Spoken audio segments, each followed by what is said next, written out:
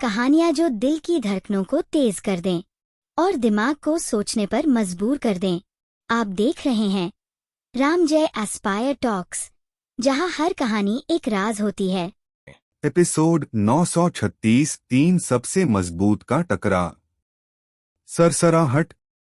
प्रकाश की किरणें हवा के टूटने की आवाज के साथ गरज की तरह गूंज उठीं जो झील के केंद्र की ओर उड़ी, और उन छायाओं के चारों ओर शक्तिशाली और हिंसक आध्यात्मिक ऊर्जा का उतार चढ़ाव था।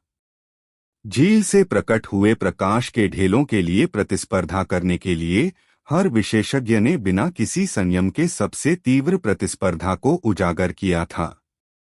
ऐसा इसलिए था क्योंकि अत्यंत महत्वपूर्ण आध्यात्मिक दिव्य तरल जिसकी उन सभी को आवश्यकता थी, उन रोशनी में छिपा हो सकता है। पहाड़ की चोटियां जहां अन्य सभी चरम शक्तियां खड़ी थीं, झील से केवल कुछ हजार फीट की दूरी पर थीं।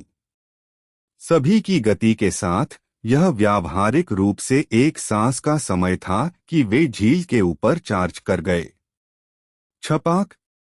लेकिन जिस समय हर कोई झील में घुस गया था और उन प्रकाश के ढेलों की ओर बढ़ने के लिए तैयार था, नीचे की झील अचानक फट गई और कई पन्नाजेड ठंडी रोशनी फट गई और सभी की ओर गोली मारी।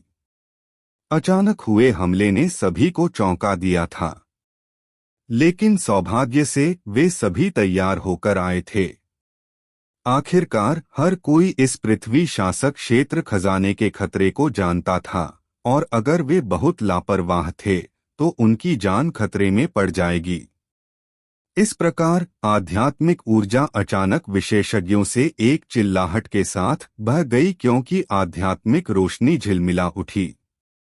तुरंत मुट्ठी की हवाएं बह गईं और कुछ विशेषज्ञों ने दिव्य कलाकृतियों का उपयोग किया था और एक शक्तिशाली शक्ति फैल गई थी। Push push. लेकिन तैयार होने के बावजूद सभी ने अभी भी झील में निहित खतरे को कम करके आंका था। पन्नाजेड प्रकाश ऊपर गोली मारी और संपर्क के क्षण में इसने कई विशेषज्ञों की आध्यात्मिक ऊर्जा सुरक्षा को छेद दिया था और क्षेत्र में चीखें गूंज उठी थीं। इस क्षण सभी ने उन पन्नाजेड रोशनी को स्पष्ट रूप से देखा था। उन रोशनी के भीतर वास्तव में छोटे पन्नाहरे सांप थे, लेकिन वे सांप बहुत असामान्य थे। वे ब्लेड की तरह सपाट और लंबे थे। जैसे ही सांप के शल्क खड़े हुए, उन सांपों का पूरा शरीर ब्लेड जैसा लग रहा था। इसके अलावा जो अधिक चौंकाने वाला था वह यह था कि वे सांप प्राचीन रूस से भरे हुए थे और उनके साथ तीखेपन की भावना फैल रही थी।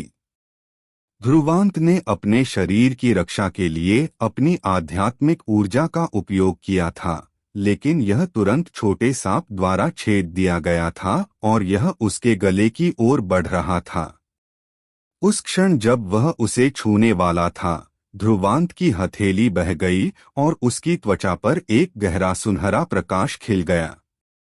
एक ड्रैगन की दहाड़ गूंज उठी थी और ध्रुवांत को तुरंत अपने ड्रैगन फेनिक्स काया का उपयोग करना पड़ा था, जिससे तुरंत उसकी शारीरिक रक्षा अत्यंत शक्तिशाली हो गई थी। धूम। पन्नाहरा सांप ध्रुवांत की हथेली से टकराया और एक धातु की टक्कर गूंज उठी। प्रभाव ने ध्रुवांत को अपनी हथेली पर चुभने वाला दर्द महसूस कराया और उसका चेहरा तुरंत गंभीर हो गया, इससे पहले कि वह अपने हाथ के एक झटके से सांप को पकड़ लेता। जैसे ही सुनहरा प्रकाश उमड़ा और उसने तुरंत सांप को कुचल दिया था। लेकिन जब सांप विस्फोटित हुआ तो कोई खून नहीं निकला। यह बस प्रकाश की चिंगारियों में ढह गया था, क्योंकि यह नष्ट हो गया था। ये चीजें वास्तव में किसी द्वारा परिष्कृत की गई थीं। जब ध्रुवांत ने यह दृश्य देखा तो वह तुरंत चौंक गया। उसने शुरू में सोचा था कि यह एक जीवित प्राणी है, लेकिन अब इसे देखते हुए यह स्पष्ट रूप से किसी द्वारा विशेष साधनों के माध्यम से परिष्कृत किया गया था। सामान्यतया यह कुछ हद तक दिव्य कलाकृतियों को परिष्कृत करने के समान था। उस छोटे सांप में निम्न श्रेणी की दिव्य कलाकृति की तीक्ष्णता थी। इसके अलावा बड़ी संख्या के साथ यहाँ तक कि एक छठी श्रेणी का शासक भी इससे मारा जा सकता था अगर वे लापरवाह होते। ध्रुवांत ने अपना सिर उठाया और देखा कि 3 सम्राटों के समान स्तर पर अन्य चरम शक्तियों के विशेषज्ञों के अलावा उनमें से अधिकांश भयानक स्थिति में थे। कुछ दुर्भाग्यशाली लोग भी थे जिनसे खून टपक रहा था जब उन्हें भारी चोटें आई थीं। ध्रुवांत ने तेजी से कालिका को देखा। थोड़ा अप्रत्याशित पकड़े जाने के बावजूद वह एक दिव्य जानवर थी जिसका शारीरिक शरीर मजबूत था, जो ध्रुवांत से किसी भी तरह से कमजोर नहीं था। इसलिए उसे कोई चोट नहीं आई, जबकि डालुओ क्षेत्र के अन्य राजा जैसे रक्तबाज राजा रणवीर ने खून बहाया था। सभी लोग सावधान रहें। इन चीजों को एक दिव्य कलाकृति की तकनीक द्वारा परिष्कृत किया गया है। वे आध्यात्मिक ऊर्जा को तोड़ने में माहिर हैं। शयन राजा नयन दहाड़ा क्योंकि उसकी आवाज सभी के कानों के पास गूंज उठी। तुम लोग एक साथ इकट्ठा हो जाओ। गिद्धराजा अमरेश्वर और आध्यात्मिक पुतली राजा कमल, तुम दोनों खजाने छीनने के लिए मेरे साथ आओ। शयन राजा नयन ने दूसरी दिशा में एक नजर डाली। उन आध्यात्मिक सांपों के अचानक हमले ने सभी के लिए कुछ बाधाएं पैदा कर दी थीं। लेकिन यह चरम विशेषज्ञों को बाधित नहीं कर सका। इस प्रकार अन्य ताकतों के चरम विशेषज्ञ तेजी से झील के केंद्र की ओर अपना रास्ता बना रहे थे और उन सभी ने स्पष्ट रूप से खजाने छीनने का इरादा किया था। अच्छा, गिद्धराजा अमरेश्वर और आध्यात्मिक पुतली राजा कमल ने गंभीरता से सिर हिलाया था। उन तीनों ने अपनी आध्यात्मिक ऊर्जाओं को सीमा तक धकेल दिया था, फिर उन आध्यात्मिक सांपों के क्षेत्र से बाहर निकल गए थे। कुछ ही सांसों में वे तीनों पहले से ही प्रकाश के एक ढेले के पास पहुंच रहे थे। शयन राजा नयन की आंखों में एक प्रकाश झिलमिलाया था। वह बाहर पहुंचा और एक चूषण बल फट गया।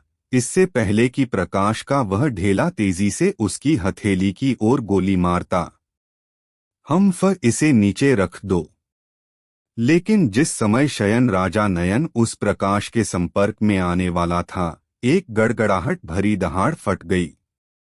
उस छाल के साथ एक ठंडी हथेली की हवा ने अंतरिक्ष को छेद दिया था।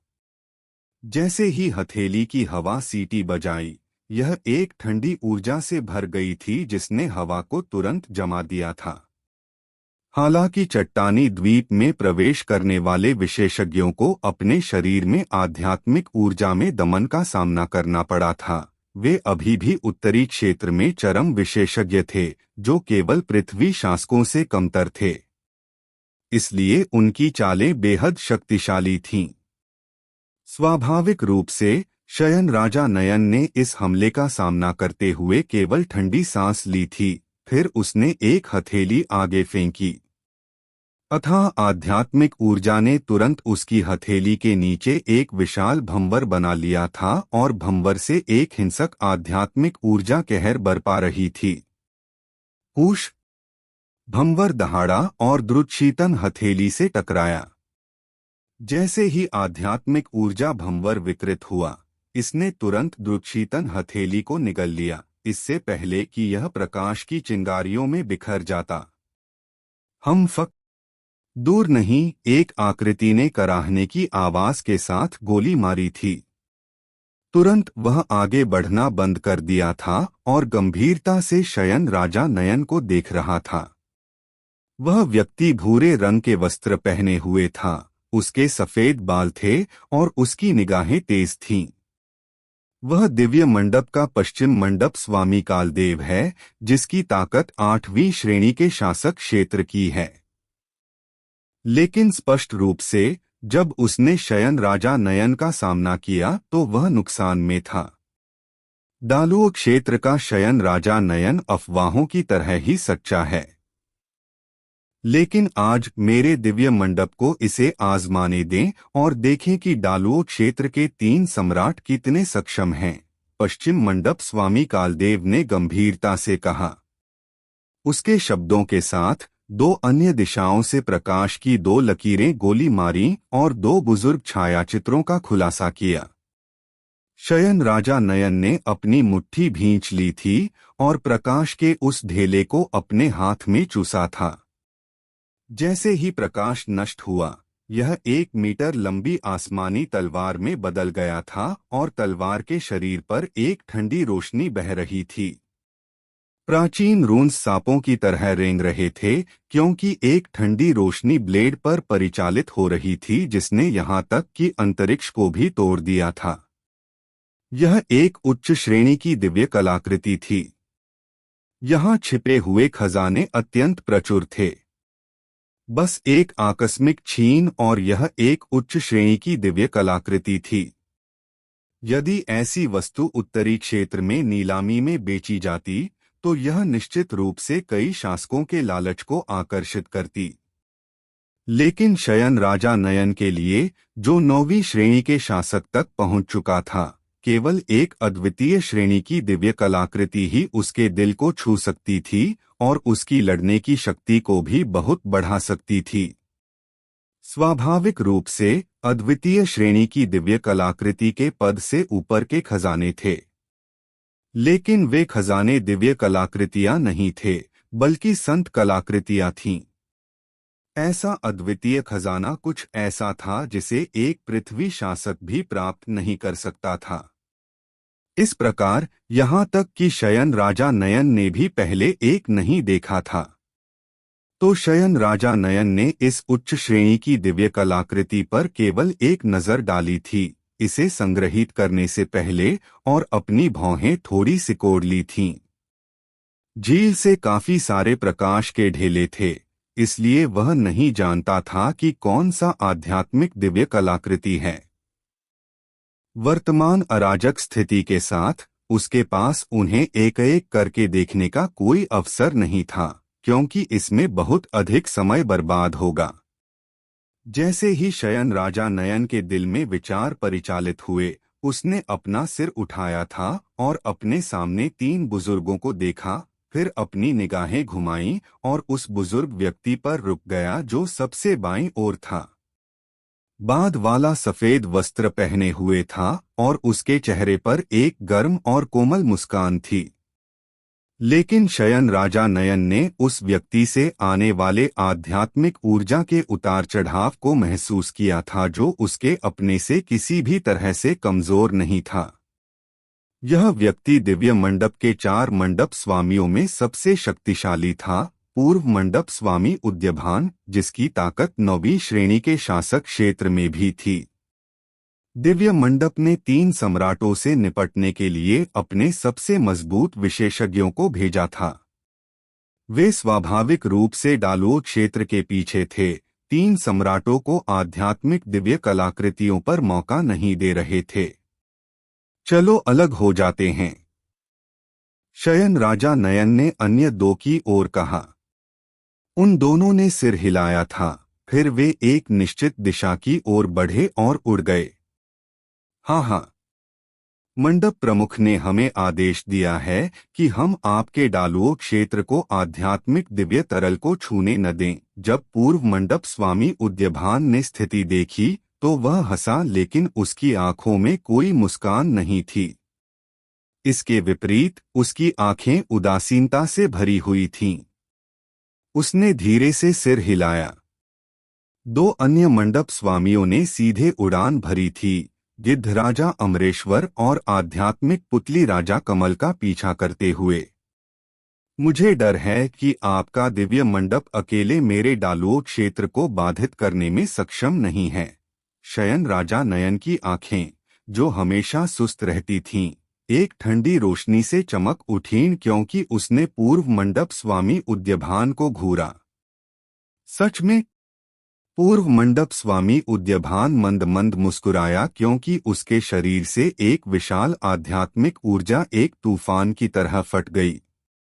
उस स्तर के आध्यात्मिक ऊर्जा प्रभाव के तहत यह क्षेत्र तुरंत थोड़ा विकृत हो गया था। शयन राजा नयन ने उदासीनता से पूर्व मंडप स्वामी उद्यभान को देखा, जो सर्वशक्तिमान लग रहा था। फिर धीरे धीरे दोनों हाथ उठाए। एक आध्यात्मिक ऊर्जा का दबाव जो पूर्व मंडप स्वामी उद्यभान के दबाव से किसी भी तरह से कमजोर नहीं था, फैल गया। इस दो नौवीं श्रेणी के शासकों के टकराव के तहत, जो केवल पृथ्वी शासकों से कमतर थे, अन्य ताकतें तेजी से इस क्षेत्र से पीछे हट गई थीं, क्योंकि वे स्पष्ट रूप से इस टकराव में शामिल नहीं होना चाहते थे। हुश। जब ध्रुवांत ने देखा कि 3 सम्राटों को उनके रास्ते में रोक दिया गया है, तो उसने तुरंत अपनी भौहें सिकोड़ ली थीं। ऐसा लग रहा था कि दिव्य मंडप जानबूझकर उनके डालुओं क्षेत्र को निशाना बना रहा था। वर्तमान रूप से वे डालुओं क्षेत्र को आध्यात्मिक दिव्य तरल को जब्त करने से पूरी तरह से बाधित करने का इरादा कर रहे थे। लेकिन अगर उन्होंने सोचा कि वे केवल 3 सम्राटों को बाधित करके डालुओं क्षेत्र को खजाने जब्त करने से रोक सकते हैं, तो यह थोड़ा बहुत भोला होगा।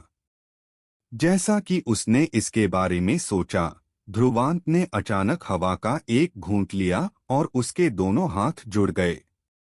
उसके पीछे से एक चमकदार सुनहरा प्रकाश फट गया और एक साफ और कुरकुरा रोना गूंज उठा, क्योंकि उसके पीछे विशालकाय फेनिक्स पंखों की एक जोड़ी खुल गई। फेनिक्स पंख फड़फड़ाए, जिसने तुरंत आने वाले पन्ना हरे सांपों को दूर भेज दिया। तुरंत उसके पंखों के कांपने के साथ उसकी गति तुरंत बढ़ गई थी और वह प्रकाश की एक लकीर में बदल गया था, जो इस क्षेत्र से बाहर उड़ गई थी और झील के केंद्र की ओर अपना रास्ता बना रही थी। चट्टानी द्वीप के कारण मजबूत साधना वाले लोगों को आध्यात्मिक ऊर्जा में अधिक दमन का सामना करना पड़ेगा। इस क्षण ध्रुवांत जो ताकत प्रदर्शित करेगा, वह अन्य राजाओं की तुलना में मजबूत थी। लेकिन ध्रुवांत जैसे काले घोड़े के साथ अन्य ताकतों ने उस पर अपना ध्यान दिया था। इस प्रकार जब ध्रुवांत झील के केंद्र की ओर बढ़ा था, तो उसे घेरने के लिए 2 दिशाओं से प्रकाश की लकीरें गोली मारी थीं, जिससे ध्रुवांत को अपने कदम रोकने पड़े। ध्रुवांत ने प्रकाश की 2 लकीरों पर अपनी नजर डाली और मदद नहीं कर सका, लेकिन अपनी आंखें सिकोड़ लीं और उनमें एक ठंडक उमड़ पड़ी। ऐसा इसलिए था क्योंकि उसने महसूस किया था कि उसे बाधित करने के लिए आने वाले वास्तव में अधोलोक महल के अधोलोक राजकुमार नरकेश और दिव्य मंडप के ईश्वर थे। संयोग से कहें तो ड्रैगन फेनिक्स रिकॉर्ड के शीर्ष 3 सभी एक साथ इकट्ठे हुए थे। लेकिन अजीब तरह से यह ड्रैगन फेनिक्स रिकॉर्ड का नंबर 1 और 2 था, जो ध्रुवांत से निपटने के लिए हाथ मिला रहे थे। अधोलोक राजकुमार नरकेश आकाश में खड़ा था, क्योंकि उसका खून का भाला नीचे की ओर इशारा कर रहा था। उसने ठंडेपन से ध्रुवांत को देखा। युद्ध इच्छा के बिना तुम अभी भी सिर पर चार्ज करने की हिम्मत करते हो? मेरा सुझाव है कि तुम इस झील से दूर हो जाओ, ताकि तुम अभी भी अपना जीवन बचा सको। उन शब्दों को सुनकर ध्रुवांत मुस्कुराया, लेकिन बोला नहीं। ऐसा इसलिए था क्योंकि उसके शरीर से निकलने वाली अथाह आध्यात्मिक ऊर्जा उसका जवाब थी। अधोलोक महल की आंखों में इस दृश्य पर एक ठंडी रोशनी कौंधी और उसने धीरे धीरे खूनी भाले पर अपनी पकड़ मजबूत कर ली। चूंकि तुम इतने जिद्दी हो रहे हो, तो मैं आज तुम्हें बता दूंगा कि अपनी युद्ध इच्छा खोने के बाद तुम मेरी आंखों में बेकार हो। एपिसोड 937 तुरुप का पत्ता। अधोलोक राजकुमार नरकेश खूनी लंबे भाले को पकड़े हुए खड़ा था, जबकि उसके शरीर से हिंसक आध्यात्मिक ऊर्जा फट गई, जिससे एक अत्यंत शक्तिशाली व्यवहार उजागर हुआ। ध्रुवांत ने अधोलोक राजकुमार नरकेश को देखा और अपनी आंखें सिकोड़ लीं। उस समय जब वे ड्रैगन फेनिक्स हेवन में लड़े थे, अधोलोक राजकुमार नरकेश की ताकत ईश्वर से थोड़ी ही कम थी। लेकिन फिर भी ध्रुवांत ने विभिन्न साधनों का उपयोग किया था, इससे पहले कि वह जबरदस्ती टिक पाता। लेकिन अभी ध्रुवांत की इंद्रियों के अनुसार अधोलोक राजकुमार नरकेश की ताकत 5वीं श्रेणी के शासक क्षेत्र के शिखर पर थी, 6ठी श्रेणी के शासक क्षेत्र से केवल एक कदम दूर। ड्रैगन फेनिक्स हेवन की तुलना में अधोलोक राजकुमार नरकेश ने स्पष्ट रूप से बहुत सुधार किया था। इसके अलावा ध्रुवांत को मिली खबर के अनुसार अधोलोक राजकुमार नरकेश ने पतित युद्ध क्षेत्र में ईश्वर से लड़ाई लड़ी थी, जिसमें बाद वाला हार गया था। इससे पता चला कि अधोलोक राजकुमार नरकेश की ताकत में एक बड़ा बदलाव आया था। उसने ईश्वर को पीछे छोड़ दिया था, जो उससे थोड़ा मजबूत था। उसकी क्षमता वास्तव में सरल नहीं थी। 5वीं श्रेणी के शासक का शिखर। ध्रुवांत ने खुद से बुदबुदाया। यदि वह युद्ध इच्छा के नियंत्रण में होता तो अधोलोक राजकुमार नरकेश को हराना उसके हाथ के एक झटके जितना आसान होता।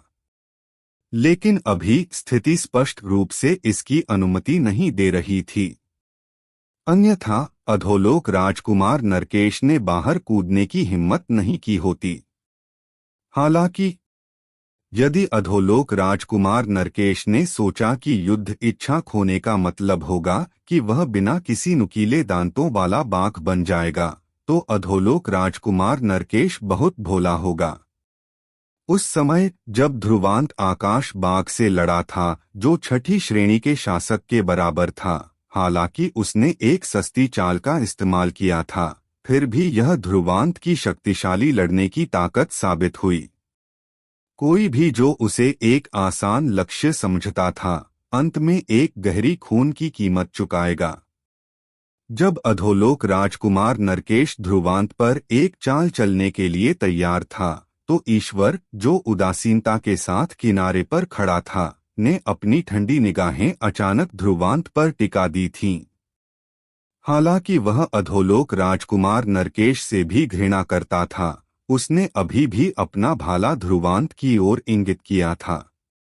दिव्य मंडप प्रमुख सुरेश्वर के आदेश थे, लेकिन इसका अधिक कारण ध्रुवांत के साथ उसकी दुश्मनी थी। मूल रूप से उत्तरी क्षेत्र में युवा पीढ़ियों के बीच उसने कई वर्षों तक शासन किया था। भले ही वह अधोलोक राजकुमार नरकेश से हार गया था, ध्रुवांत का 1 या 2 साल के भीतर उदय ने उसे पूरी तरह से पीछे छोड़ दिया था। ऐसे प्रतिभाशाली व्यक्ति का सामना करते हुए ईश्वर और अधोलोक राजकुमार नरकेश भयभीत होने में मदद नहीं कर सके। इसलिए चूंकि अब उनके पास अवसर था, उन दोनों ने एक समझौता किया था, ध्रुवांत को दबाने के लिए हाथ मिलाया। न केवल ध्रुवांत की प्रतिभा आश्चर्यजनक थी, वह अभी भी एक युद्ध गठन गुरु था। जिस क्षण वह एक सेना को नियंत्रित करता, वह एक ऐसी ताकत रखता जो 7वीं श्रेणी के शासक के लिए भी उसे मारना मुश्किल बना देती। इसलिए अब जब ध्रुवांत बिना किसी युद्ध इच्छा के था, तो उसे मारने का यह सबसे अच्छा समय था। केवल ध्रुवांत को मारकर ही वे उत्तरी क्षेत्र की युवा पीढ़ियों के बीच नंबर 1 स्थान को वापस छीन सकते थे। अधोलोक राजकुमार नरकेश और ईश्वर ने एक दूसरे को देखा और दोनों की आंखों में एक ठंडक कौंधी और घनी हत्या की मंशा। उस समय तुमने मुझे बाधित करने के लिए सभी उपलब्ध साधनों का उपयोग किया था, लेकिन अब मैं देखूंगा कि तुम इसे फिर से कैसे प्राप्त करते हो। अधोलोक राजकुमार नरकेश की तेज निगाहें ध्रुवांत पर निर्देशित थीं, इससे पहले कि वह अचानक एक कदम आगे बढ़ता। उसके हाथ में खूनी भाला प्रकाश की एक लकीर में बदल गया और एक पहाड़ की तरह अथाह आध्यात्मिक ऊर्जा के साथ उड़ गया, हर दिशा से ध्रुवांत की ओर बह गया। अधोलोक महल अपनी चाल से निर्दयी था, उसके शरीर में आध्यात्मिक ऊर्जा पूरी तरह से फट गई थी। हालांकि अधोलोक राजकुमार नरकेश के तेज हमलों के जवाब में ध्रुवांत ने केवल मुस्कुराया, फिर अचानक अपनी मुट्ठी भींच ली। उसके शरीर से एक चमकदार सुनहरा प्रकाश फट गया क्योंकि एक कुरकुरा ड्रैगन दहाड़ और फेनिक्स रोना गूंज उठा। दहाड़। ध्रुवांत ने अपना हाथ घुमाया और उसकी मुट्ठी की सतह एक सुनहरे प्रकाश से उमड़ पड़ी। सच्चा ड्रैगन टैटू तेजी से उसकी मुट्ठी की सतह पर भटक गया। जैसे ही ड्रैगन ने अपने पंजे लहराए, एक भयानक ऊर्जा विस्फोटित हो गई थी। ड्रैगन फेनिक्स काया। सच्चा ड्रैगन टैटू। ध्रुवांत ने एक मुट्ठी बाहर लहराई और सच्चा ड्रैगन टैटू दहाड़ा। एक भयानक ऊर्जा तरंगित हुई जिसने अंतरिक्ष को तोड़ दिया, इससे पहले कि वह अधोलोक महल के भाले से टकराती। क्लांग। एक धातु की टक्कर गूंज उठी क्योंकि एक दृश्यमान झटका लहर फट गई। हम। अधोलोक राजकुमार नरकेश ने अपनी आंखें सिकोड़ लीं क्योंकि उसने महसूस किया कि ध्रुवांत ने वास्तव में अपनी मुट्ठी से उसके हमले को रोकने में कामयाबी हासिल की थी। इसके अलावा भयानक ऊर्जा ने उसके भाले के शरीर को थोड़ा झुकने का कारण भी बना दिया था। अधोलोक राजकुमार नरकेश निस्संदेह अपने दिल में चौंक गया था। उसका अधोलोक भाला एक वास्तविक मध्य रैंक की दिव्य कलाकृति थी जो इतनी तेज थी कि साधारण 5वीं श्रेणी के शासकों की भी मुट्ठियां तुरंत छेद दी जातीं। हालांकि ध्रुवांत की मुट्ठी एक गहन धातु की तरह थी जिसने उसके भाले को झुकने का कारण बना दिया था। वह ताकत और शक्तिशाली काया बस एक मानवरूपी दिव्य जानवर की तरह थी। वह साथ ही स्पष्ट रूप से 5वीं श्रेणी का शासक था। लेकिन उसकी लड़ने की ताकत ऐसी क्यों थी कि एक शिखर 5वीं श्रेणी का शासक भी उससे कमतर था। धूम। भाले से एक भयानक ऊर्जा विस्फोटित हुई क्योंकि अधोलोक राजकुमार नरकेश ने अपने दांत भींच लिए, इससे पहले कि वह तेजी से अपना भाला पीछे खींच लेता। उसी समय उसने हिंसक ऊर्जा से पीछे हटने में कुछ दर्जन कदम उठाए थे। इस पहले टकराव में वह उस भयानक लड़ने की शक्ति को समझ गया था जो ध्रुवांत के पास थी। भले ही ध्रुवांत युद्ध इच्छा की शक्ति का उपयोग नहीं कर सकता था, वह अभी भी संभालने के लिए एक कठिन प्रतिद्वंद्वी था। मुझे डर है कि एक शिखर 5वीं श्रेणी का शासक क्षेत्र अभी भी मेरे भागने के लिए पर्याप्त नहीं है। ध्रुवांत की काली पुतलियां सुनहरे प्रकाश से झिलमिलाई क्योंकि उसने अधोलोक राजकुमार नरकेश को देखा और धीरे से कहा। अधोलोक राजकुमार नरकेश का चेहरा गंभीर हो गया। मैंने पहले ही कहा है कि वह तुम्हारा एकमात्र प्रतिद्वंद्वी नहीं है, ईश्वर ने उदासीनता से किनारे से कहा। इसके अलावा यदि तुम अपने तुरुप के पत्ते का उपयोग भी नहीं करने जा रहे हो तो तुम बस शर्मिंदगी मोल ले रहे हो। ईश्वर के शब्द सुनकर ध्रुवांत ने अपनी आंखें थोड़ी सिकोड़ ली थीं। ये दो साथी वास्तव में अन्य साधन हैं? अधोलोक राजकुमार नरकेश का चेहरा गंभीर था। पिछले परीक्षण के माध्यम से वह समझ गया था कि अकेले ध्रुवांत को हराना शायद असंभव था। हवा का एक घूंट लेते हुए उसने ठंडेपन से ध्रुवांत को देखा और भयावह रूप से कहा, तुम इस कदम पर मुझे मजबूर करने में सक्षम होने के लिए काफी सक्षम हो। हालांकि मैं तुम्हें आज के बाद उत्तरी क्षेत्र में गायब कर दूंगा। जैसा कि उसने कहा, अधोलोक राजकुमार नरकेश के हाथ जुड़ गए और तेजी से आफ्टर इमेज के साथ सीलश बनाई। उसकी मुहरों के बदलावों के साथ एक गहरी दहाड़ अचानक गूंज उठी, अधोलोक कला, अधोलोक संचार। जब अधोलोक राजकुमार नरकेश की छाल गूंज उठी, एक अंधेरा और भयावह धुंध तुरंत फैल गया जिसमें एक ठंडी आध्यात्मिक ऊर्जा थी। हफ हफ। लेकिन अभी काला धुंध अंतहीन रूप से अधोलोक राजकुमार नरकेश के सिर में डाल रहा था, जैसे एक व्हेल पानी में चूस रही हो।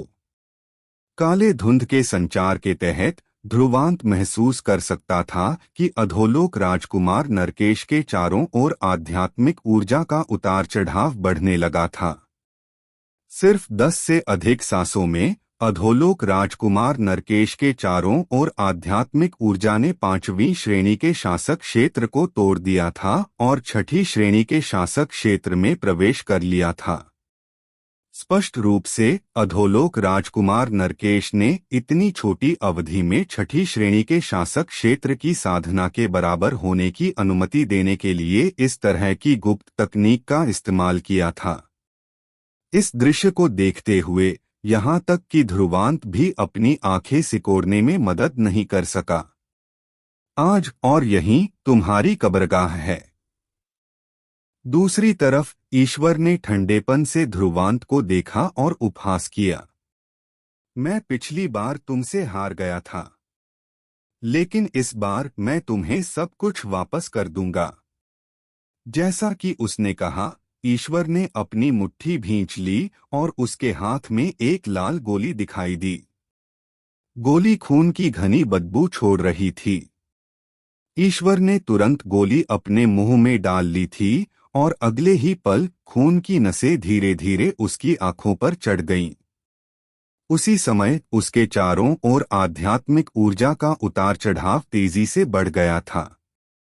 कुछ ही सांसों में ईश्वर की ताकत 6ठी श्रेणी के शासक क्षेत्र में टूट गई थी।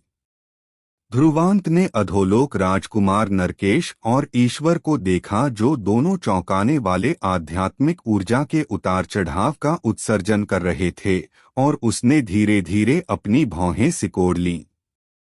कोई आश्चर्य नहीं कि वे दो साथी इतने आश्वस्त क्यों थे, इसलिए वे तैयार होकर आए थे। 6ठी श्रेणी के शासकों का सामना करते हुए यहाँ तक कि ध्रुवांत ने भी थोड़ी समस्या महसूस करना शुरू कर दिया था। आखिरकार आकाश बाघ की तुलना में, जिसमें कोई बुद्धि नहीं थी, अधोलोक राजकुमार नरकेश और ईश्वर अधिक चालाक थे और उन दोनों से लड़ना निश्चित रूप से एक कठिन लड़ाई होगी। लेकिन यह वह दबाव था जिसने ध्रुवांत के शरीर में खून को धीरे धीरे उबाल दिया था। इस तरह की लड़ाई ठीक वही थी जिसकी उसे जरूरत थी। साधना का मार्ग शुरू करने के लिए कठिन था और हर सुधार जीवन और मृत्यु के बीच संघर्ष का प्रतिनिधित्व करेगा। वह आज इसे आजमाना चाहता था कि क्या ड्रैगन फेनिक्स रिकॉर्ड का पहला और दूसरा उसे यहां हमेशा के लिए रोक सकता है। उनके कारण हुई हलचल छोटी नहीं थी। आखिरकार इस अराजक क्षेत्र ने विभिन्न अन्य ताकतों का ध्यान आकर्षित किया था और उन्होंने तुरंत आपस में चर्चा करना शुरू कर दिया था। ईश्वर और अधोलोक राजकुमार नरकेश वास्तव में ध्रुवांत से निपटने के लिए मिलकर काम कर रहे हैं। लगता है दिव्य मंडप और अधोलोक महल उस साथी से छुटकारा पाना चाहते हैं। ध्रुवांत एक युद्ध गठन गुरु है। यदि उसे बढ़ने दिया जाता है तो वह निश्चित रूप से भविष्य में परेशानी का सबब बनेगा। अब जब उसने युद्ध इच्छा का समर्थन खो दिया है तो यह उसका सबसे कमजोर क्षण है और उसे मारने का सबसे अच्छा अवसर है। अधोलोक राजकुमार नरकेश और ईश्वर दोनों वास्तव में 6ठी श्रेणी के शासक क्षेत्र में टूट गए हैं। यदि ऐसा है तो ध्रुवांत शायद आज बर्बाद हो गया है। ऐसे काले घोड़े के लिए यह वास्तव में अफसोस की बात है। अन्यथा वह निश्चित रूप से इस शिकार युद्ध के बाद उत्तरी क्षेत्र की युवा पीढ़ियों के बीच पहली रैंकिंग होगी। सभी प्रकार की आवाजें गूंज उठीं। जकाल दल की अरुणिमा, असंख्य संत शिखर की दिया और उत्तरी क्षेत्र में युवा पीढ़ियों के विभिन्न अन्य अभिजात वर्ग ने टकराव पर अपना ध्यान निर्देशित किया था। लेकिन इस दृश्य का सामना करते हुए वे थोड़ा आहें भरते थे। आखिरकार ड्रैगन फेनिक्स हेवन में ध्रुवांत ने अपने सभी साधनों का उपयोग किया था और वह केवल अधोलोक राजकुमार नरकेश को बाधित करने में कामयाब रहा था। लेकिन अभी वह वास्तव में इस हद तक बढ़ गया था कि अधोलोक राजकुमार नरकेश और ईश्वर दोनों उससे निपटने के लिए एक साथ सहयोग करेंगे। उसकी बढ़ने की गति बस बहुत भयावह थी।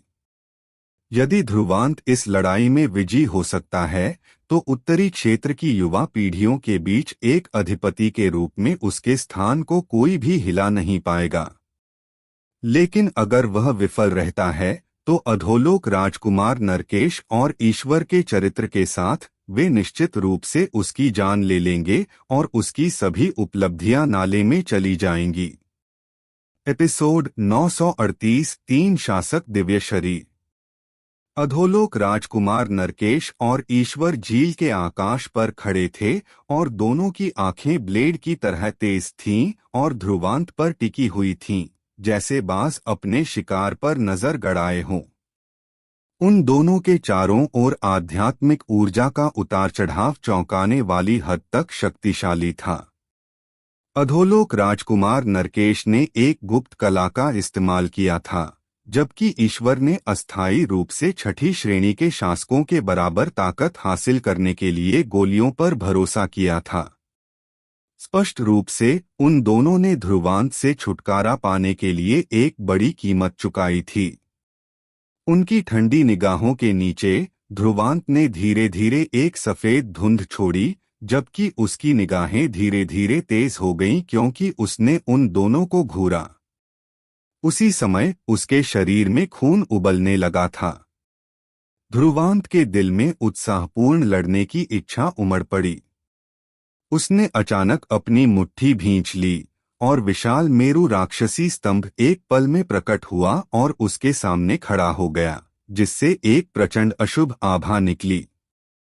उसने राक्षसी स्तंभ को पकड़ लिया, जबकि अपने सामने दोनों को देखते हुए, और हल्के से मुस्कुराया। तुम दोनों मुझे दबाना चाहते हो, लेकिन ऐसा ही होता है कि मैं भी तुम दोनों का उपयोग एक पत्थर की तरह करना चाहता हूं ताकि मैं सुधार कर सकूं।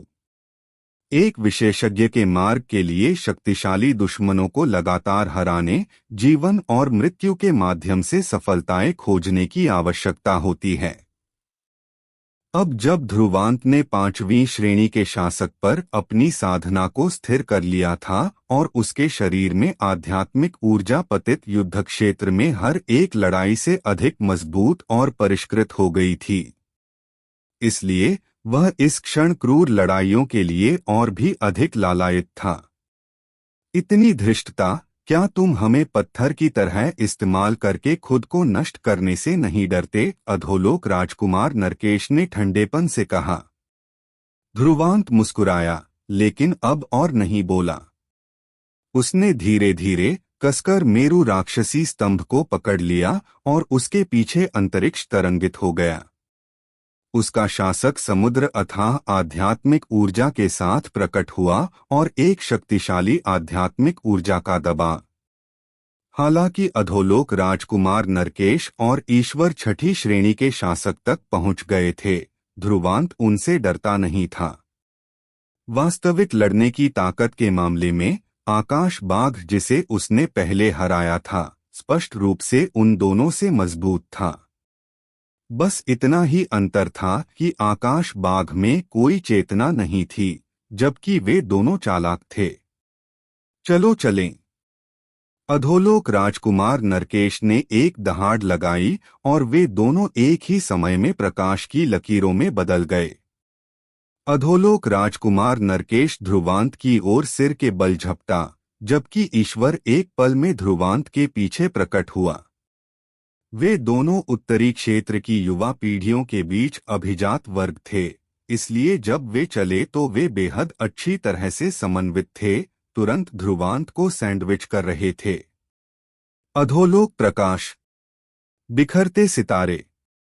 अधोलोक राजकुमार नरकेश की आंखों में एक ठंडक उमड़ पड़ी क्योंकि उसने अपना भाला एक ड्रैगन की तरह आगे बढ़ाया, क्योंकि अथाह आध्यात्मिक ऊर्जा ऊपर डाली गई भाले की नोक पर इकट्ठा हुई। एक पल में उसके भाले के सिरे पर एक छोटा सा ब्लैक होल था और जैसे ही यह उतार चढ़ाव हुआ, इसने अंतरिक्ष में दरारें डाल दी थीं।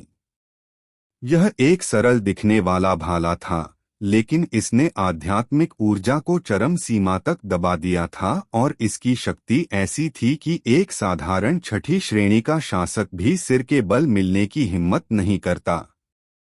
परिसंचरण आकाश दिव्यकला। परिसंचरण आकाश सी।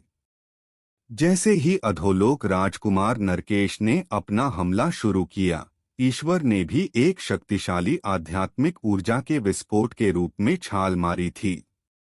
ईश्वर ने हथेली के केंद्र के साथ एक प्राचीन आध्यात्मिक प्रकाश सील बनाने के साथ एक हथेली आगे बढ़ाई जिसमें अथाह शक्ति और अथाह शक्ति लग रही थी।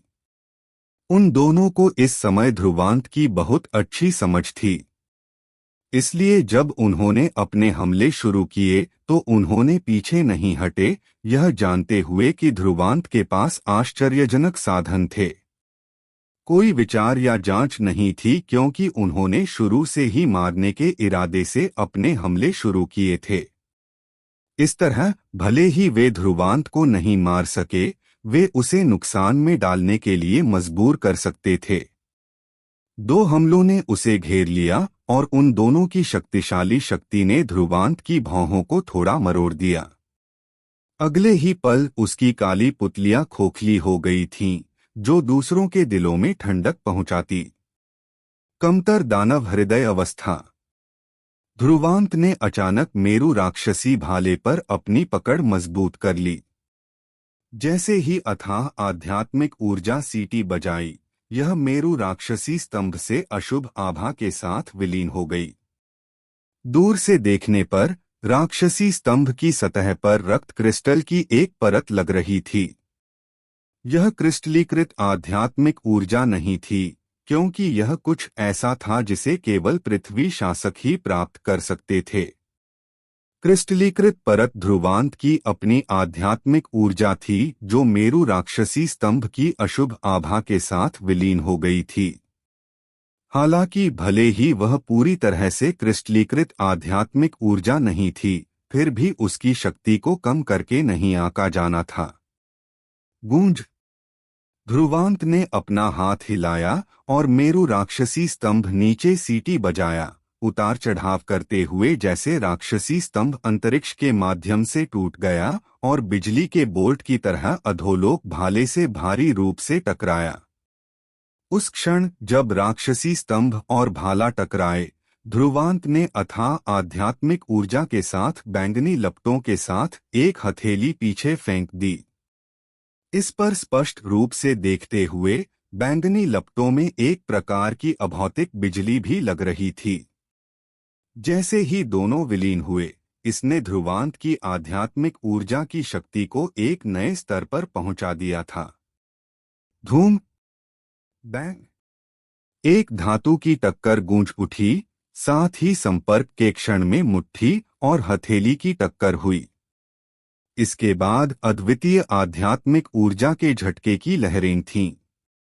नीचे की झील से लहरें उठीं और कुछ विशेषज्ञ जो इससे प्रभावित हुए थे, उन्होंने अपनी आंखें घुमाईं, फिर उन्हें तुरंत सिकोड़ लिया। ऊपर आकाश में वे तीनों एक त्रिकोण के गठन में तीन तरफ खड़े थे। ध्रुवांत ने अधोलोक राजकुमार नरकेश के भाले से टकराने के लिए राक्षसी स्तंभ का इस्तेमाल किया था, जबकि ईश्वर से टकराने के लिए एक हथेली का इस्तेमाल किया था। संपर्क के बिंदु पर अंतरिक्ष तरंगित हो गया था। उन तीनों के भाव ठंडे थे। उन्होंने स्पष्ट रूप से अपने विरोधियों को अभिभूत करने के प्रयास में अपने शरीर में आध्यात्मिक ऊर्जा को हिंसक रूप से परिचालित किया था। धूम। आध्यात्मिक ऊर्जा का उतार चढ़ाव अंततः एक सीमा तक पहुंच गया था और उन तीनों के संपर्क के बिंदु से एक आध्यात्मिक ऊर्जा तूफान हावी हो गया था। तीनों के शरीर कांप गए, इससे पहले कि वे सभी पीछे उड़ गए। ध्रुवांत 100 फीट से अधिक गोली मारी गई, इससे पहले कि वह अपने पैर पर सील लगाता, जबरदस्ती अपनी छाया को स्थिर करता क्योंकि उसके पैरों के नीचे अंतरिक्ष में उतार चढ़ाव होता था।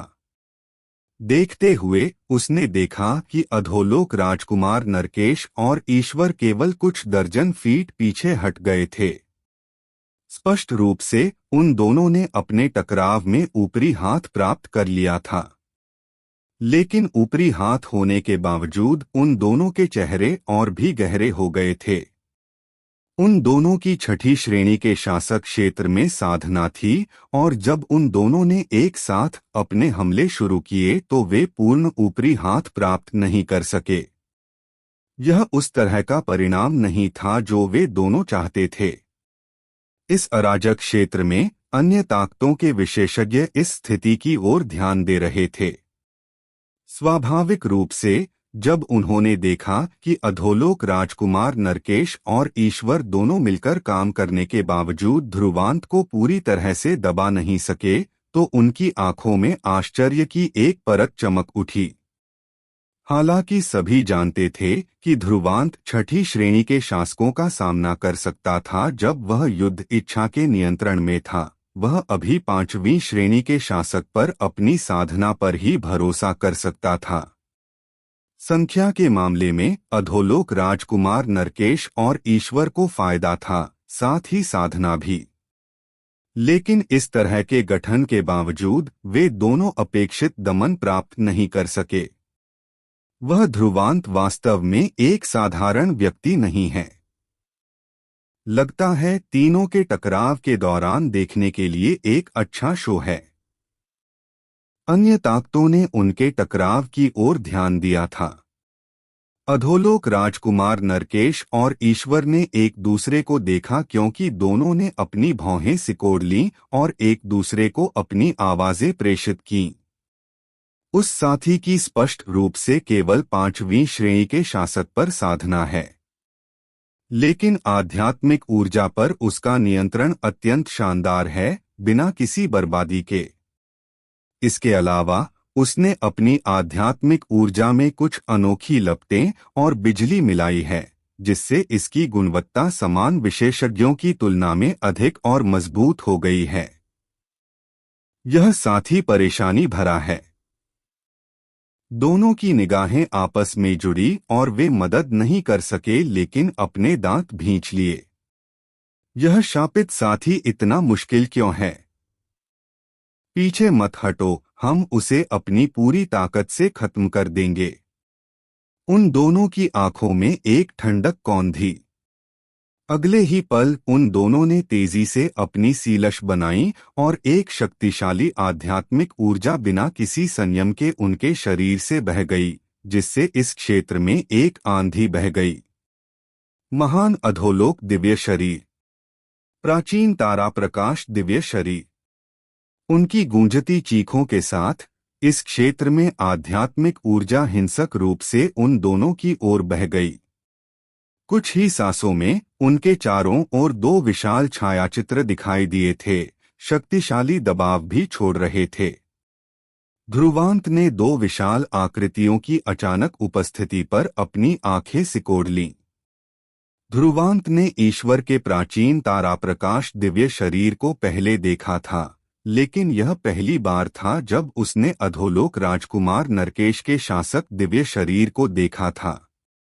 अधोलोक राजकुमार नरकेश का शासक दिव्य शरीर काला था और दूर से देखने पर यह एक राक्षसी देवता जैसा लग रहा था जो इस क्षेत्र में खड़ा था, और आध्यात्मिक ऊर्जा एक तूफान की तरह बह रही थी जो अंतहीन रूप से सीटी बजा रही थी। अपने शासक दिव्य शरीर को बाहर लाने के बाद ईश्वर और अधोलोक राजकुमार नरकेश के चारों ओर आध्यात्मिक ऊर्जा स्पष्ट रूप से बहुत मजबूत हो गई थी। ध्रुवांत वास्तव में अधोलोक राजकुमार नरकेश और ईश्वर को उनके शासक दिव्य शरीर का उपयोग करने के लिए मजबूर करने में कामयाब रहा। दोनों के शासक दिव्य शरीर 99 शासक दिव्य शरीरों की रैंकिंग में भी ठीक ठाक स्थान पर हैं। जब इस क्षेत्र के अन्य विशेषज्ञों ने यहां आध्यात्मिक ऊर्जा के उतार चढ़ाव को देखा तो उनके चेहरे थोड़े बदल गए। 99 शासक दिव्य शरीरों की रैंकिंग में 68वां स्थान, महान अधोलोक दिव्य शरीर, ध्रुवांत ने बुदबुदाया। महान अधोलोक दिव्य शरीर की अच्छी खासी प्रसिद्धि थी, 68वें स्थान पर। केवल कुछ शक्तिशाली ताकतों के पास ही इसके लिए साधना तकनीक थी। ऐसा लग रहा था कि अधोलोक राजकुमार नरकेश और ईश्वर इस लड़ाई को जारी रखने का इरादा नहीं कर रहे थे। आखिरकार यहाँ प्रतिस्पर्धा आध्यात्मिक दिव्य तरल के पीछे होनी चाहिए और यही मुख्य उद्देश्य होना चाहिए। इस मामले को जल्द से जल्द सुलझाना। अच्छा। ध्रुवांत की आंखों में एक ठंडी रोशनी जमा हो गई क्योंकि उसने एक गहरी सांस ली और उसके दोनों हाथ मुहरों में बन गए। तुरंत एक हिंसक आध्यात्मिक ऊर्जा एक तूफान की तरह बह गई क्योंकि एक चमकदार सुनहरा प्रकाश एक धधकते सूरज की तरह विकीर्ण हुआ जो अचानक इस क्षेत्र में प्रकट हुआ था। विभिन्न गुटों के विशेषज्ञों ने सदमे में अपना सिर उठाया क्योंकि उन्होंने उस विशाल सुनहरे विशालकाय को देखा जो धीरे धीरे ध्रुवांत के शरीर के बाहर प्रकट हुआ था। उस विशाल छायाचित्र के सिर के पीछे एक धधकता सुनहरा सूरज था जो एक अंतहीन दबाव छोड़ रहा था, जिससे कई विशेषज्ञों के दिल कांप गए। ध्रुवांत के शासक दिव्य शरीर से आने वाला दबाव वास्तव में ईश्वर और अधोलोक राजकुमार नरकेश के शासक दिव्य शरीरों से भी अधिक मजबूत था। सिवाय इसके कि उन्हें पता नहीं था कि जब तीन शासक दिव्य शरीर एक साथ टकराएंगे तो परिणाम क्या होगा। एपिसोड 939 पंच सौर भाला। तीन विशाल शासक दिव्य शरीर क्षितिज पर आध्यात्मिक ऊर्जा के तूफानों से घिरे हुए खड़े थे, जो धुंध में बदल गए थे, तीन डराने वाले प्राचीन जानवरों के समान। हालांकि तीन शासक दिव्य शरीर शक्तिशाली थे, ध्रुवांत के महान सौर अमर शरीर से उत्सर्जित दबाव अधोलोक राजकुमार नरकेश के महान अधोलोक दिव्य शरीर और ईश्वर के प्राचीन तारा प्रकाश दिव्य शरीर से अधिक मजबूत था। लेकिन चाहे कुछ भी हो, महान सौर अमर शरीर आखिरकार प्राचीन अमर शरीर की नींव थी, जो महान हजार दुनिया में शेष 5 मौलिक दिव्य शरीरों में से एक था। 99 शासक दिव्य शरीरों की रैंकिंग में 5वां स्थान। इतना शक्तिशाली शासक दिव्य शरीर शायद ऐसा कुछ था जिसे एक स्वर्गीय शासक भी धारण नहीं कर सकता था।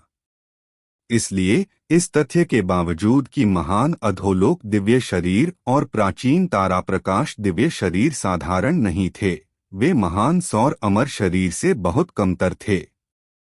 अनगिनत विशेषज्ञों की निगाहों के नीचे ध्रुवांत की छाया महान सौर अमर शरीर के सिर पर प्रकट हुई थी।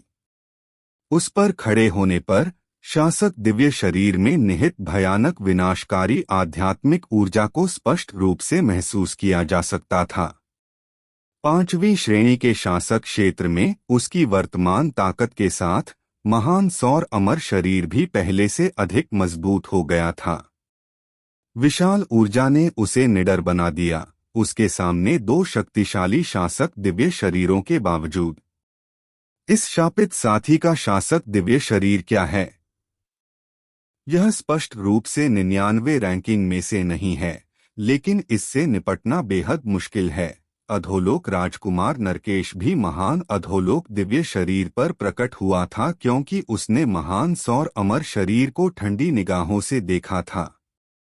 उसके होठों का कोना अनियंत्रित रूप से फड़क उठा क्योंकि उसने ईश्वर को अपनी आवाज प्रेषित की। महान हजार दुनिया विशाल है। हालांकि 99 रैंकिंग पर शासक दिव्य शरीर काफी डराने वाले हैं, कुछ दुर्लभ शासक दिव्य शरीर भी हैं जिन्हें इसमें स्थान दिया जा सकता है, जो दर्ज नहीं हैं। इसलिए इसके बारे में अजीब महसूस करने के लिए कुछ भी नहीं है। ईश्वर ने अपनी भौहें सिकोड़ लीं क्योंकि उसने ठंडेपन से कहा, भले ही उस बच्चे का शासक दिव्य शरीर शक्तिशाली हो, मैं यह मानने से इनकार करता हूं कि वह हम दोनों को हरा सकता है। यदि हम आज इस साथी से छुटकारा नहीं पा सकते हैं, तो भविष्य में उत्तरी क्षेत्र की युवा पीढ़ियों में हमारा कोई स्थान नहीं होगा। अधोलोक राजकुमार नरकेश की निगाहें ठंडी हो गईं क्योंकि उसने उत्तर दिया, तो चलो पूरी तरह से चलते हैं, चलो इस लड़ाई को और आगे नहीं बढ़ाते हैं। ईश्वर ने एक सांस ली और छाल मारी। दोनों की निगाहें उनकी आंखों में हत्या की मंशा के साथ आपस में जुड़ी।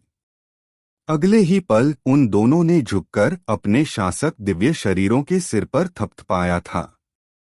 उनकी हथेलियों से लाल खून बह निकला और कुछ ही सांसों में चमकदार खून रूस में बदल गया, इससे पहले कि वे उनके शासक दिव्य शरीरों के सिर पर फैल जाते और धीरे धीरे अंदर रिस जाते। धूम। लाल खून रून्स के दो शासक दिव्य शरीरों के सिर में प्रवेश करने के साथ दो शासक दिव्य शरीर लाल होने लगे थे और लाल रंग की आंखों के निशान उनकी आंखों में मिल गए थे। दहाड़।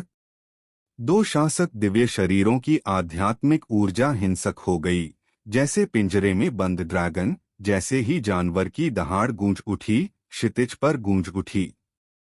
अपने स्वयं के रक्तसार के साथ शासक दिव्य शरीरों को बढ़ाना। अधोलोक राजकुमार नरकेश और ईश्वर बहुत दृढ़ हैं। जब जकाल दल की अरुणिमा और असंख्य संत शिखर की दिया ने यह दृश्य देखा तो उनके चेहरे थोड़े अनियंत्रित रूप से बदल गए। उन्होंने स्पष्ट रूप से उम्मीद नहीं की थी कि न केवल अधोलोक राजकुमार नरकेश और ईश्वर अपने शासक दिव्य शरीरों को बुलाएंगे, बल्कि वे उन्हें अपने स्वयं के रक्तसार की कीमत पर बढ़ाएंगे भी। इस तरह उनके शासक दिव्य शरीर थोड़े समय के लिए अधिक भयावह होंगे। इसके नतीजे भी हल्के नहीं थे। उनके लिए आधे साल के आराम के बिना इससे उबरना संभव नहीं होगा। इस प्रकार कोई भी बता सकता था कि अधोलोक राजकुमार नरकेश और ईश्वर ध्रुवांत के प्रति कितने भयभीत थे। महान सौर अमर शरीर के सिर पर खड़े होकर ध्रुवांत ने अपनी आंखें सिकोड़ ली थीं जब उसने उन दोनों की हरकतों को महसूस किया। इस क्षण उन दोनों ने उसके लिए खतरा पैदा करना शुरू कर दिया था।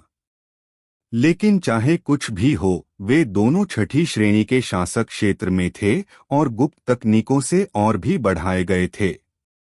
उन दोनों के एक साथ सेना में शामिल होने के साथ वे आकाश बाग से सिर के बल मिलने में भी सक्षम होंगे और साधारण छठी श्रेणी के शासक उन्हें देखते ही दुम दबाकर भाग जाते। ध्रुवांत के मुंह से सफेद धुंध का एक ढेला धीरे धीरे निकला और उसका चेहरा धीरे धीरे गंभीर हो गया।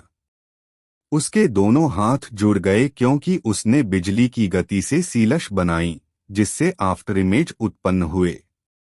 उसने अपने विरोधियों को कभी कम नहीं आंका था, यहाँ तक कि एक शेर भी खरगोश का शिकार करते समय अपनी पूरी ताकत का इस्तेमाल करेगा, यह उल्लेख नहीं करने के लिए कि उसके सामने वे दोनों कोमल खरगोश नहीं बल्कि क्रूर भेड़िए थे। धूम धूम। जैसे ही ध्रुवांत की सीलश बदली, दो विरोधी शासक दिव्य शरीरों के चारों ओर आध्यात्मिक ऊर्जा हिंसक होने लगी, एक दूसरे के बीच घर्षण रगड़ते हुए, जिसने एक गड़गड़ाहट भरे तूफान को आकर्षित किया। ईश्वर की आंखों पर खून की नसें चढ़ गईं क्योंकि उसने क्रूरता से ध्रुवांत की छाया को घूरा और अचानक अपने हाथ जोड़ लिए। शासक क्षमता, दिव्य तारों वाला भाला। गूंज गूंज। इस क्षेत्र में आध्यात्मिक ऊर्जा हिंसक रूप से प्राचीन तारा प्रकाश दिव्य शरीर के हाथ की ओर एकत्रित हुई। कुछ ही क्षणों में प्राचीन तारा प्रकाश दिव्य शरीर के हाथों में 1000 फुट का भाला पहले ही प्रकट हो चुका था। वह बड़ा भाला प्राचीन और घना लग रहा था, जिस पर असंख्य तारे उकेरे हुए थे। इसे लहराते हुए यह अपने साथ तारों के प्रकाश की शक्ति लेकर आया था जो पहाड़ों को नष्ट कर सकता था और पृथ्वी को विभाजित कर सकता था। पिछली बार जब ईश्वर ध्रुवांत से लड़ा था, उसने दिव्य तारों वाला भाला निकाला था। लेकिन स्पष्ट रूप से इस शासक क्षमता की शक्ति, जब उसने इसे फिर से इस्तेमाल किया, पहले से कई गुना अधिक मजबूत थी। पिछली बार ईश्वर ने इस शासक क्षमता का उपयोग ध्रुवांत के साथ लड़ने के लिए किया था और दोनों गंभीर रूप से घायल हो गए थे। लेकिन इस बार वह स्पष्ट रूप से इसका उपयोग ध्रुवांत को समाप्त करने के इरादे से कर रहा था। शासक क्षमता, दिव्य अधोलोक अवतरण हेलबर्ड। दूसरे कोने में अधोलोक राजकुमार नरकेश की ठंडी आवाज उसी समय गूंज उठी, साथ ही एक प्रचंड ठंडी आभा भी। लुढ़कते काले धुंध महान अधोलोक दिव्य शरीर के सामने काले बादलों की तरह इकट्ठे हुए। बादल इतने घने थे कि वे क्षितिज को भी अभिभूत कर सकते थे। महान अधोलोक दिव्य शरीर ने अपना हाथ घने काले बादलों में बढ़ाया था। जब इसने अपना हाथ बाहर निकाला तो एक विशाल लाल हेलबर्ड जिसमें असंख्य क्रूर दिखने वाले चेहरे थे, अंथीन सिकुड़न उत्सर्जित कर रहे थे, जो दूसरों की आध्यात्मिक ऊर्जा को उबाल और विकृत कर सकता था, पहले ही उसके हाथ में प्रकट हो चुका था। वे दोनों पागल हैं। वास्तव में एक ही समय में अपनी शासक क्षमताओं का उपयोग करने के लिए। जब अन्य ताकतों के विशेषज्ञों ने यह दृश्य देखा तो उनकी आंखों के कोने फड़क उठे। केवल चयनित शक्तिशाली शासक दिव्य शरीरों के पास ही शासक क्षमताएं थीं जो व्यावहारिक रूप से सबसे शक्तिशाली अंतिम चालें थीं। लेकिन अभी उन्हें अधोलोक राजकुमार नरकेश और ईश्वर द्वारा एक ही समय में बाहर लाया गया था। ईश्वर और अधोलोक राजकुमार नरकेश की ठंडी निगाहें ध्रुवांत पर टिकी हुई थीं क्योंकि उन्होंने अपनी दहाड़े छोड़ी। विशाल भाला और हेलबर्ड दो विशाल अजगरों की तरह आगे बढ़े और दो भयानक आध्यात्मिक ऊर्जाओं ने ध्रुवांत को बंद कर दिया। धूम धूम प्रकाश की दो लकीरों ने उनके रास्ते में अंतरिक्ष को चकनाचूर कर दिया था। अंतरिक्ष में लंबे निशान छोड़ गए जो लंबे समय तक बने रहे। दोनों की भयानक हत्या की मंशा एक ही समय में हावी हो गई थी, क्षितिज को तरंगित कर रही थी। दो किरणें गोली मारी क्योंकि आध्यात्मिक ऊर्जा के दबाव ने ध्रुवांत के स्थान को बंद कर दिया था। स्पष्ट रूप से वे दोनों ध्रुवांत से छुटकारा पाने के लिए अपनी सबसे मजबूत चालों का उपयोग करने का इरादा कर रहे थे। जैसे ही किरणें उसकी दिशा में गोली मारी, दो भयानक हमले उसकी आंखों में परिलक्षित हुए। कुछ ही समय बाद उसकी धुंधली सी लश भी रुक गई थी। 9 सौर ऊर्जा 3 सौर को उजागर करना। ध्रुवांत की आवाज के साथ विशाल महान सौर अमर शरीर से 3 सुनहरी चमक निकली, 3 चमकदार सुनहरे सूरज में बदल गईं। हम फिर से यह चाल। तुमने पिछली बार मुझे रोकने में कामयाबी हासिल की थी, लेकिन क्या तुमने सोचा था कि यह इस बार भी प्रभावी है? ईश्वर की आंखें एक ठंडक से चमक उठीं क्योंकि उसने यह दृश्य देखा। 3 सौर को उजागर करने की शक्ति स्पष्ट रूप से ईश्वर को डराने में असमर्थ थी, जिसने इस क्षण अपनी ताकत बढ़ा ली थी। लेकिन यह सब ध्रुवांत की अपेक्षाओं के भीतर था। उसने उदासीनता से ईश्वर को देखा। बाद वाले की ताकत में सुधार हुआ था, तो वह क्यों नहीं सुधार कर सकता था?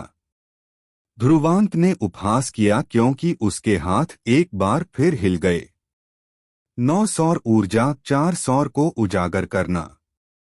ध्रुवांत के दिल के भीतर से एक गड़गड़ाहट भरी दहाड़ गूंज उठी। अगले ही पल एक और उज्ज्वल सुनहरा प्रकाश एक और चमकदार सुनहरे प्रकाश में उठ गया था। महान सौर अमर शरीर से एक भयानक आध्यात्मिक ऊर्जा फट गई थी, जिसने हवा और गरज की दहाड़ को आकर्षित किया था। इस क्षण ईश्वर और अधोलोक राजकुमार नरकेश दोनों के चेहरे थोड़े भद्दे लग रहे थे। हालांकि ध्रुवांत की निगाहें उपहास से भरी हुई थीं जब उसने उन दोनों को देखा और मुस्कुराया। क्या तुमने सोचा था कि यह अंत है? उसके शब्द सुनकर ईश्वर और अधोलोक राजकुमार नरकेश के दिल धड़क गए। लेकिन इससे पहले कि वे बोल पाते, ध्रुवांत ने एक गहरी सांस ली थी और उसका चेहरा अत्यंत गंभीर हो गया था। उसकी सीलश बदल गईं और उसके पीछे शासक समुद्र अथाह आध्यात्मिक ऊर्जा के साथ लगातार लुढ़कता रहा, जो अंतहीन रूप से महान सौर अमर शरीर में डाल रहा था। पांचवी श्रेणी के शासक क्षेत्र में उसकी वर्तमान ताकत के साथ वह महसूस कर सकता था कि 4 सौर को उजागर करना उसकी सीमा नहीं थी। इसलिए वह टूटने की कोशिश में पूरी तरह से चला गया था। ध्रुवांत की सीलश धीमी होने लगी, जैसे कि उसके हाथ 1000 कैटी से अधिक वजन के हों। उसके शरीर में आध्यात्मिक ऊर्जा महान सौर अमर शरीर के बाएं हाथ की ओर एकत्रित हो गई थी। उसी समय एक सुनहरा प्रकाश भी आकाश में चढ़ गया था। एक और सुनहरा सूरज उदय हुआ था। महान सौर अमर शरीर के ऊपर वास्तव में 5 सुनहरे धधकते सूरज थे। 9 सौर ऊर्जा 5 सौर को उजागर करना। ध्रुवांत के दिल में एक गड़गड़ाहट भरी छाल बजी। अगले ही पल 5 चमकदार सुनहरे सूरज बहते सुनहरे तरल के साथ विस्फोटित हो गए थे, जो महान सौर अमर शरीर के हाथ की ओर एकत्रित हो गए थे। जैसे ही सुनहरा प्रकाश फैला, 1000 फुट का सुनहरा भाला प्रकट हुआ था।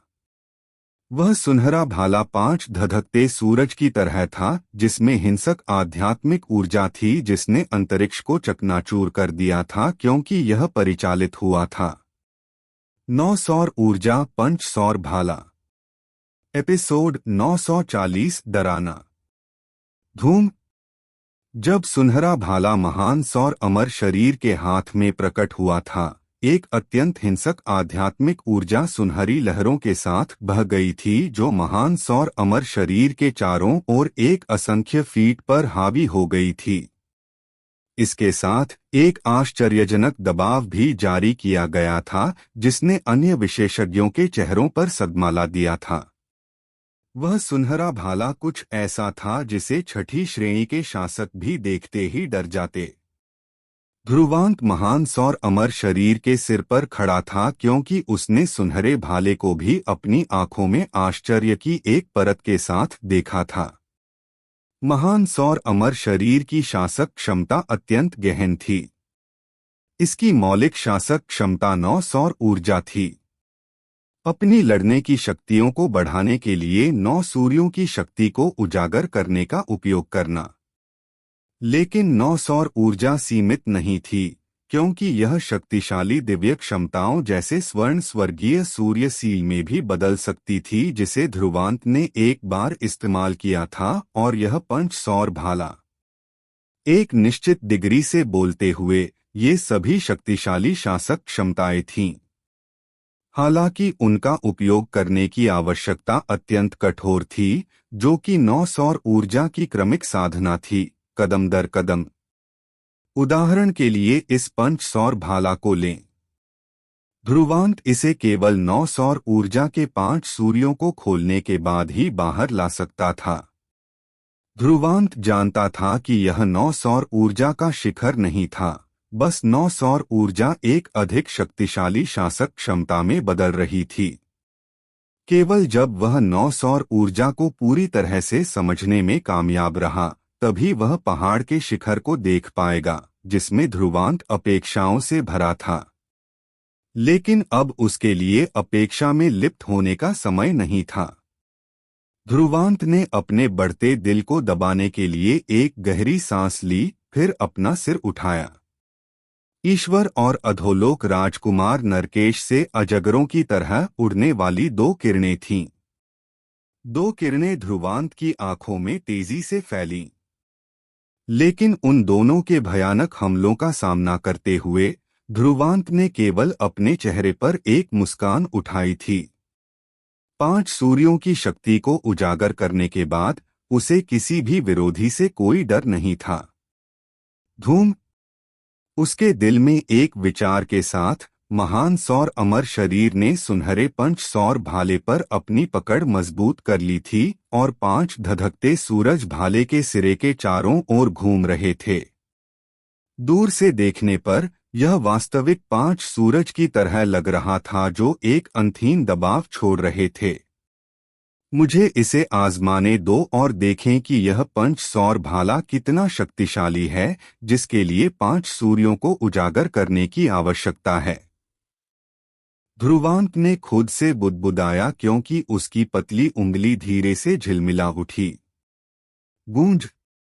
जब उसने अपनी उंगली झटकाई, महान सौर अमर शरीर के हाथों में सुनहरा भाला एक अत्यंत तेज गति से गोली मारी, ध्वनि बूम का उत्पादन किया जिसने अंतरिक्ष में दरारें डाल दी थीं।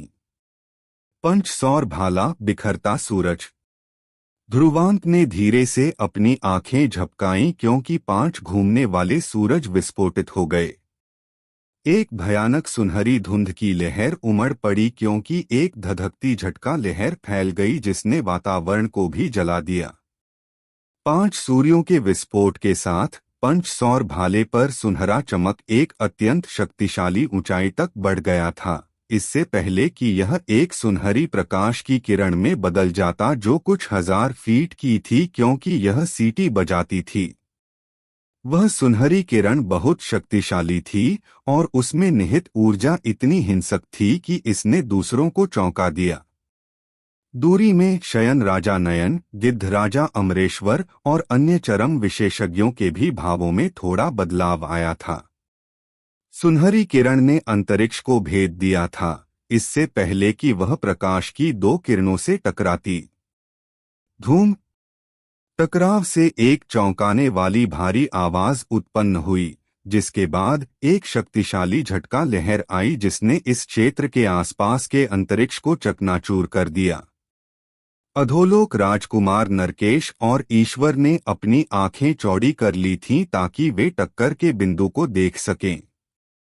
लेकिन अगले ही पल उन दोनों के चेहरे अत्यंत भद्दे हो गए थे क्योंकि उन्होंने देखा कि प्रकाश की किरणें जिन्हें उन्होंने अपनी पूरी ताकत से बनाया था, केवल कुछ सांसों तक चलीं, इससे पहले कि वे सुनहरी किरण द्वारा नष्ट हो गईं। दरार। जब 2 किरणें ढह गईं, हर कोई देख सकता था कि उसमें भाला और हेल्बर्ड भी बिखर गए थे। धिक्कार है। दोनों के चेहरे काले पड़ गए क्योंकि उन्होंने कभी उम्मीद नहीं की थी कि उनकी अंतिम चालें ध्रुवांत से छुटकारा पाने में सक्षम नहीं होंगी। गूंज।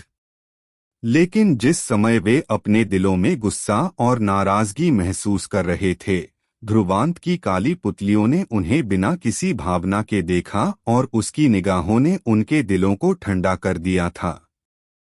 ध्रुवांत ने दूर से अपनी उंगली फैलाई और उदासीनता से उन दोनों की ओर इशारा किया। हुश।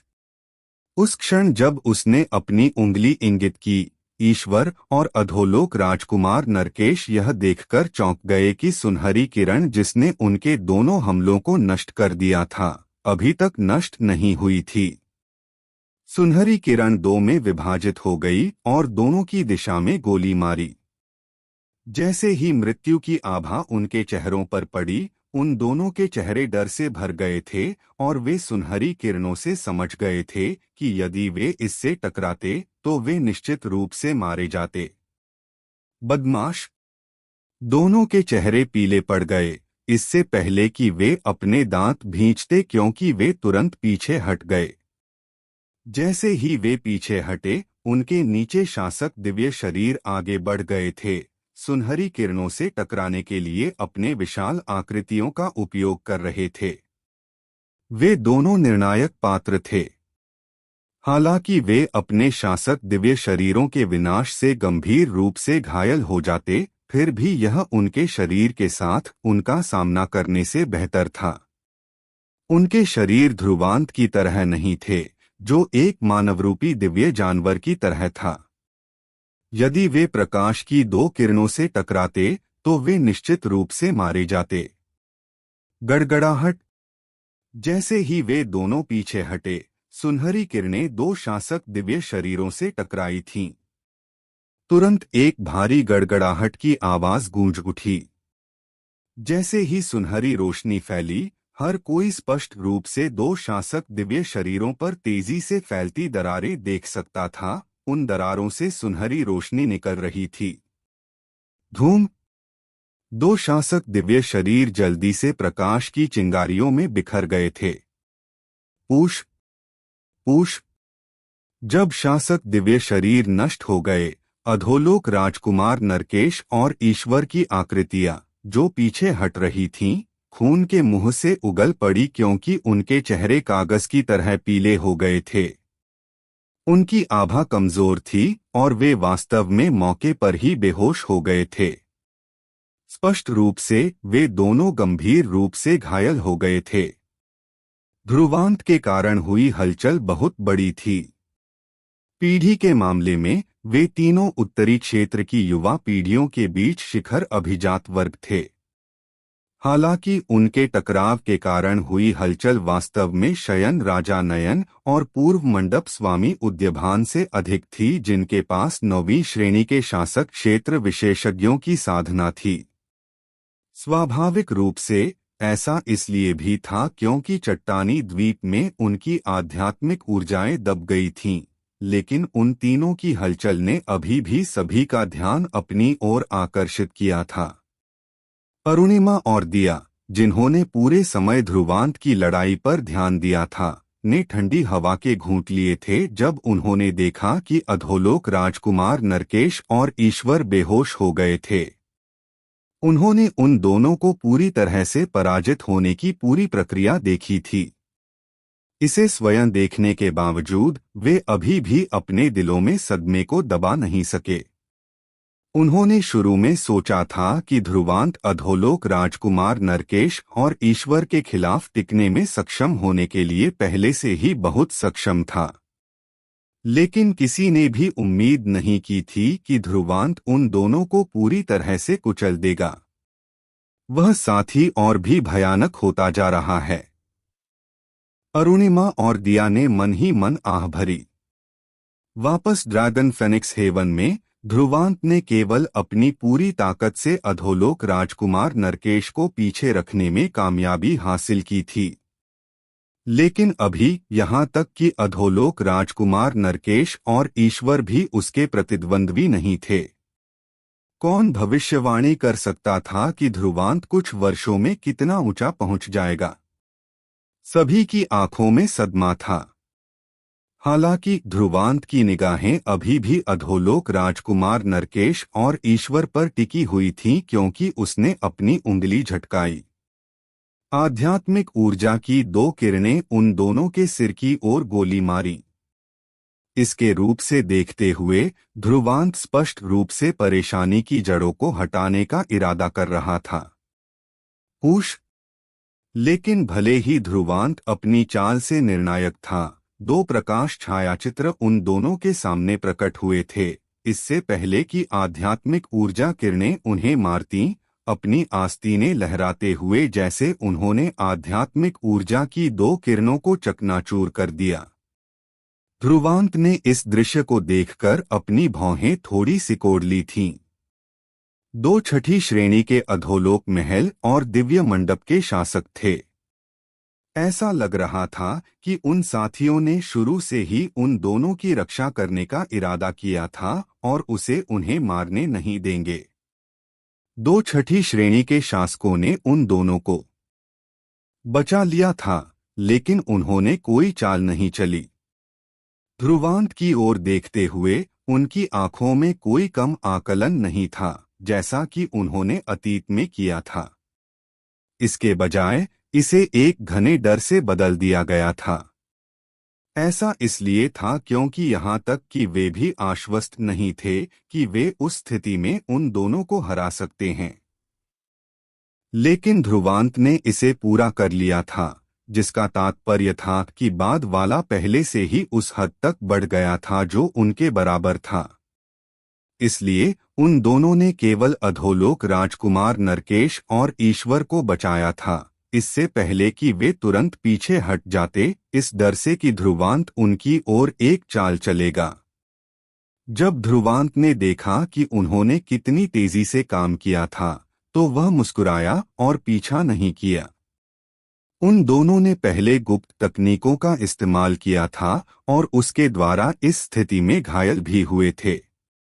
यह निश्चित रूप से एक गंभीर नतीजा छोड़ेगा, इसलिए भले ही उन्हें बचाया गया हो, उनकी ताकत रुक जाएगी। जब तक वे पूरी तरह से ठीक हो जाते, ध्रुवांत पहले ही उन दोनों से आगे निकल चुका होता। ध्रुवांत ने अपनी निगाहें वापस ले ली क्योंकि उसने झील के केंद्र को देखा। जब वह अधोलोक राजकुमार नरकेश और ईश्वर से लड़ा तो कई प्रकाश के ढेले ले लिए गए थे, लेकिन स्पष्ट रूप से किसी को भी आध्यात्मिक दिव्य तरल नहीं मिला था। अन्यथा यह पहले ही एक बड़ी हलचल का कारण बन गया होता। तो आध्यात्मिक दिव्य तरल अभी भी यहाँ है। ध्रुवांत ने प्रकाश के उन ढेलों को घूरा। केवल 5 ही बचे थे जिनमें अत्यंत उज्ज्वल चमक थी। उन 5 की गति अत्यंत तेज थी और कई विशेषज्ञ उन 5 को पकड़ने की कोशिश कर रहे थे, लेकिन उनके प्रयास व्यर्थ थे।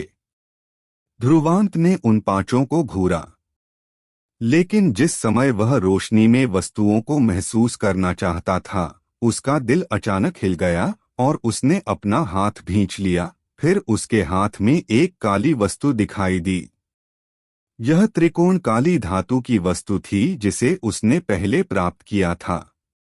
जब से ध्रुवांत ने इसे प्राप्त किया था, इस रहस्यमय वस्तु से कोई हरकत नहीं हुई थी, लेकिन इस क्षण यह वास्तव में गर्म होने लगी थी। आगे क्या होने वाला है, ये जानने के लिए कहानी को सुनते रहिए।